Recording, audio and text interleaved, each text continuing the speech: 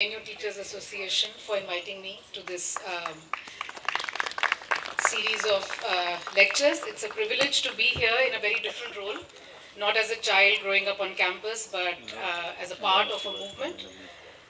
Uh, I will only say that I would like to express solidarity with the students and faculty of JNU who are fighting for uh, restoring the democratic traditions of JNU. And in this attack, JNU is not alone. Universities everywhere in India, indeed in several parts of the world, and not just universities, other democratic spaces and institutions are under attack. And so we are living in challenging and difficult times. So we have to brace ourselves to fight those challenges. Let me now share a few thoughts about what I'm calling the new grammar of caste. Last year, on the 15th of August, as the Prime Minister of the country was unfurling the national flag on the ramparts of the Red Fort and outlining his vision for what he thought India should look like, 1,300 kilometers from Red Fort, an unprecedented and unparalleled event was taking place on the same day. This was in Una in Gujarat, where thousands and thousands of Dalits and non-Dalits had gathered at the end of a 10-day journey, which was called the Dalit Asmita Yatra, the Dalit Pride March. These thousands of people had marched through several towns and congregated at Una. And the choice of Una was symbolic, because Una was the place, as we all know, where Dalit young men had been tied to a van and chained and thrashed for doing something that was a traditional occupation of their caste, which is skinning dead cattle and disposing of the carcasses. And for this job, which was their occupation, some men chained them to the van, thrashed them, proudly filmed that event, and circulated it on social media as a matter of pride. That video went viral, we all saw it, and that led to a huge movement of protest.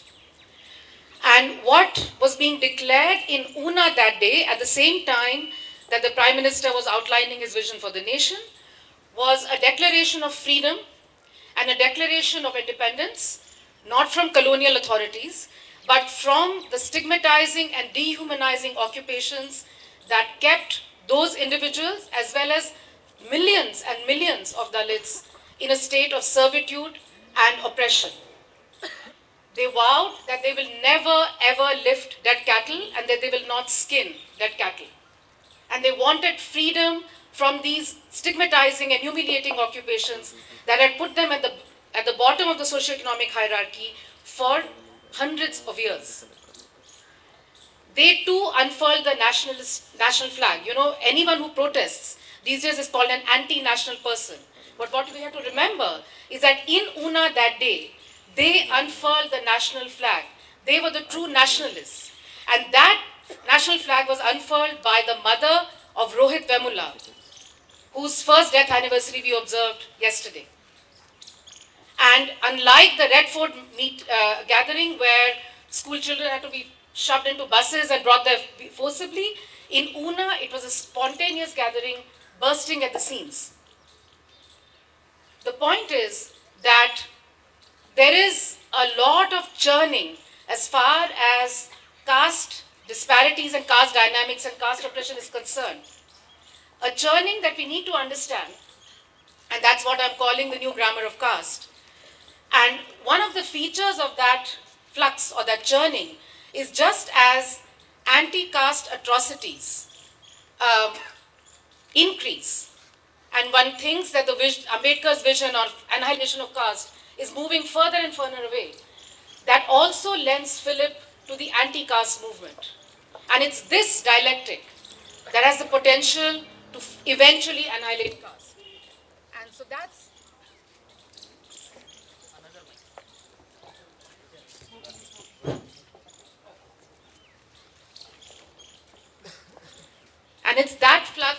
and dynamic that we need to understand about if we want to understand the caste contradictions and disparities today.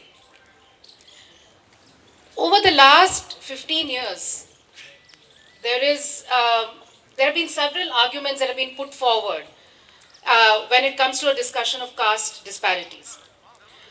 One very popular argument or a very popular suggestion is that the Indian economy is now very much a part of the globalizing international economy. It's increasingly market oriented. The role of the state is reducing. And as the Indian economy formalizes and becomes increasingly integrated in a market setting, the view is that disparities such as caste that have their origin in an ancient system are likely to wither away. Why? What's the logic? Well, one, because the argument is that markets presumably have no incentive and no mechanism to discriminate on the basis of caste identity. So the argument is that identity-based discrimination is likely to decline. Okay? If there are foreign agents like multinational corporations that are entering the Indian economy and are establishing business, the argument is that they don't have the mechanism, and they neither have the mechanism nor the interest to ascertain individuals' caste identities and discriminate on the basis of caste when they're making their hiring decisions.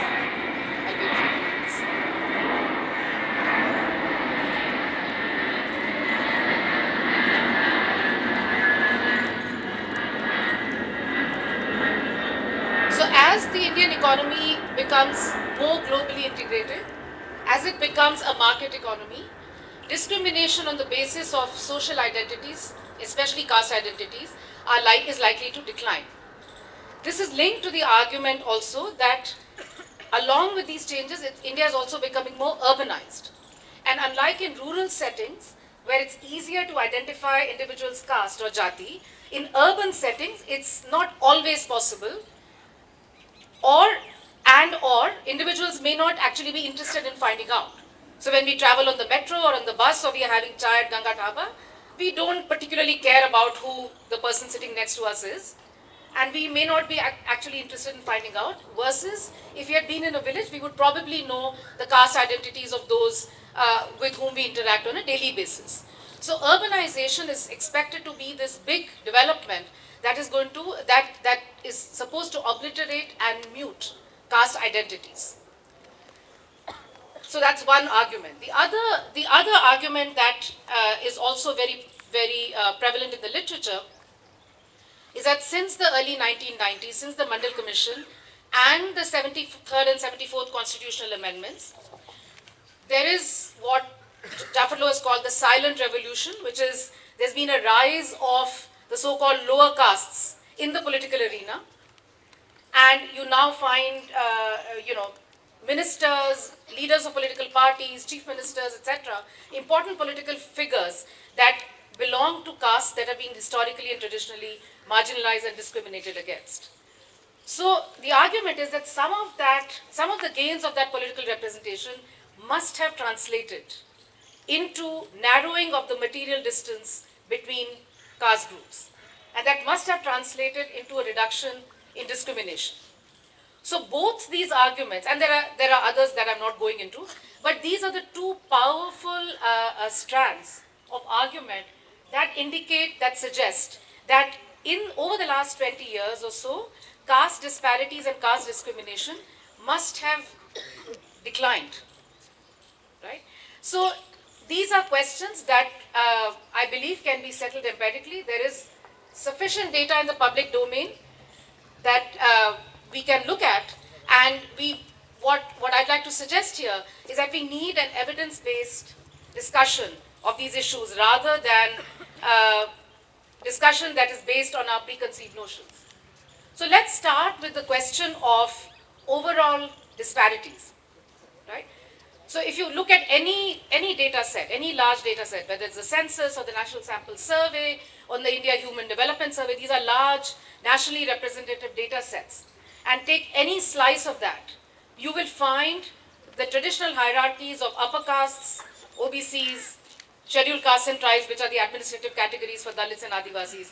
You find significant disparities in material indicators, whether it's educational attainment, occupational status, land ownership, income, monthly expenditure. So take any indicator of material status and you find significant disparities in between these broad caste groups. Well, you could argue that's not surprising because of the historical nature of discrimination that that we have seen in India. The question is not whether the disparities are present at any given cross section, but what is happening to disparities over time. If the disparities exist but they are narrowing over time, that is, caste groups are converging towards one another, then that's the movement we want to see.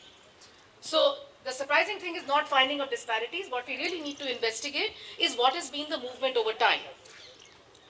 I have done that in some of my work, and I've also talked about it in seminars here in JNU. I'm not going to describe the methodology, but all I want to say is that there have been a few studies that have talked about how Dalits, Adivasis on the one hand, and all other groups on the other hand, have seen a convergence in terms of material indicators. Well, it turns out that if you do this carefully enough, there isn't actually convergence. The only two indicators on which we see convergence are literacy, which is just the ability to read and write your name, and primary education. So all groups are increasing their literacy rates and primary education rates and are therefore moving towards each other. On all educational categories above primary, that's middle school, secondary school, higher secondary school, and graduates, you see actually a divergence between groups. That means groups are moving further apart, not towards each other. So that is as far as the trend, this is, and in our work, in my work, in one part of my work, we've actually looked at age cohorts born from 1947 to the present. So we have the entire 60, 70 years after Indian independence, and we actually find a divergence in terms of access to education.